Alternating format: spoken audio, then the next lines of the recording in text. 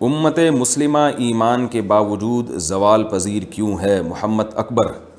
موجودہ دور میں امت مسلمہ انتہائی زبوں حالی کا شکار ہے۔ اگر دیکھا جائے تو یہود و نصارہ اسلام کے منکر ہیں اور ان کے گناہ ہم سے کئی گنا زیادہ ہیں۔ دنیا بھر میں وہ مسلمانوں پر ظلم کر رہے ہیں اور فساد مچایا ہوا ہے۔ اس کے باوجود وہ دنیا میں ایک طرح سے حاکم ہیں۔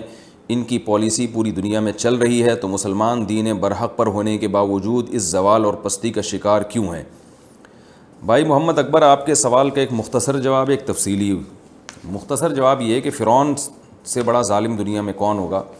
تو فرعون تو کئی سال اس نے حکومت کی، اور اس سے پہلے جو مصر میں بادشاہ تھے وہ بھی بڑے ظالم تھے، اور بنی اسرائیل تو اللہ کو ماننے والے لوگ تھے۔ تو یہ کوئی قاعدہ کلیہ نہیں ہے کہ جب جو بھی یعنی حاکم ہوگا، یعنی کوئی ظالم آدمی حاکم ہی نہیں بن سکتا۔ قرآن مجید میں اللہ تعالیٰ کا ارشاد ہے فلا یغرنک تقلب الذین کفروا فی البلاد، کہ اے نبی یہ جو کافر کا غلبہ ہے زمین میں، یہ آپ کو کہیں یہ لوگ دھوکے میں نہ ڈال دیں۔ تو متاع قلیل، یہ دنیا کا تھوڑا سا سامان ہے جو ان سے چھین لیا جائے گا۔ رہا یہ مسئلہ کہ مسلمان زوال پذیر کیوں ہیں، تو اس کی دو وجوہات ہیں۔ ایک تو اس کی علت ہے اور ایک حکمت ہے۔ کسی بھی چیز کی جو ہے نا اصل وجہ، جیسے بغداد میں جب مسلمانوں کی حکومت کا خاتمہ ہوا تو مختلف قسم کے مورخین اس کی مختلف لاجک بیان کرتے ہیں کہ جی وہ وہاں اختلافی مسائل بہت ہو گئے تھے اور اعمال سے غافل ہو گئے تھے وغیرہ وغیرہ۔ لیکن اصل وجہ کیا تھی کہ مسلمانوں ہی میں جو خلیفہ کا ایک قریبی شخص تھا اس نے غداری کی تھی اور اس نے تاتاریوں کو آنے کے لیے بارڈر کھول دیا تھا۔ تو یہ اصل وجہ تھی خلافت بغداد کی خلافت کے خاتمے کی، تو یہ اصل علت تھی۔ باقی یہ ہم کہہ سکتے ہیں کہ اپنا ہی آدمی جو آستین کا سانپ نکلا، تو ایسے لوگ اللہ ہم پہ مسلط کیوں کر دیتا ہے؟ کچھ ہماری بدعمالیاں ہوتی ہیں جس کی وجہ سے اس قسم کی مسٹیک ہم سے ہو جاتی ہیں۔ تو ممکن ہے اس دور میں مسلمانوں سے بہت ساری زیادہ بدعمالیاں ہوئی ہوں اور ان کے وہ اوصاف نہ رہے ہوں جو ان کے اسلاف کے ہوا کرتے تھے، لیکن اصل جو وجہ تھی وہ بدعمالیاں نہیں تھی۔ بدعمالیوں کی وجہ سے شاید ایسا ہوا ہوگا، لیکن اصل وجہ کیا تھی کہ جو خلیفہ کا جو نائب تھا اس نے غداری کی تھی اور اس نے تاتاریوں کو راستہ دے دیا تھا۔ تو یہی مسلمانوں کے ساتھ ہوا ہے۔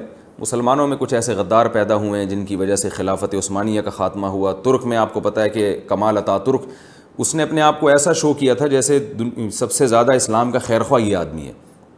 بہت اس نے دھوکہ دیا اور منافقت اختیار کی، جس کی وجہ سے جو مسلمان مجاہدین تھے اس وقت اور مسلمان خلفاء تھے وہ اس سے بہت زیادہ متاثر ہوئے۔ حقیقت میں وہ یعنی غیروں کا ایجنٹ تھا۔ اس نے خلافت عثمانیہ کا خاتمہ کیا اور جو کچھ ہوا ہمارے سامنے ہے، اس کے بعد سے مسلمان زوال کا شکار ہوتے چلے جا رہے ہیں، کیونکہ جس کے پاس حکومت ہوتی ہے وسائل اسی کے پاس ہوتے ہیں۔ تو آپ جتنی بھی ترقی کر لیں، اصل حکومت چونکہ غیروں کی ہے تو آپ کی تمام تر ترقی کو وہ کیش کروائیں گے۔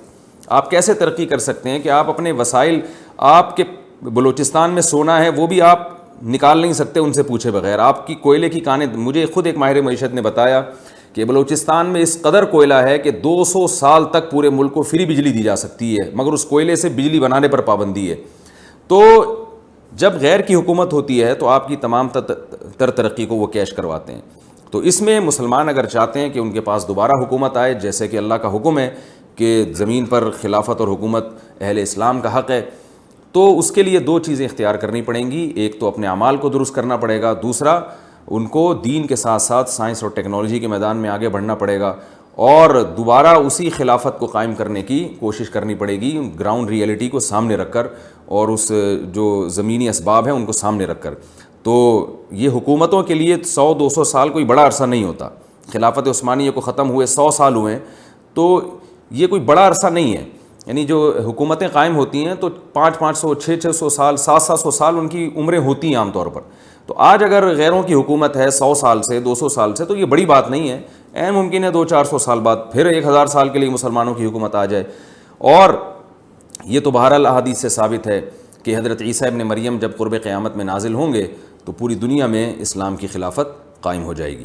تو اس لیے اس میں مایوس نہیں ہونا چاہیے، جو ہمارا کام ہے ہمیں اس کو فوکس کرنا چاہیے، اور نہ یہ اس کی علامت ہے کہ جن کو اللہ نے ظالم بنایا اور جو حاکم بن کے ظلم کر رہے ہیں تو یہ کوئی اللہ کے مقرب ہیں یا وہ حق پر ہیں۔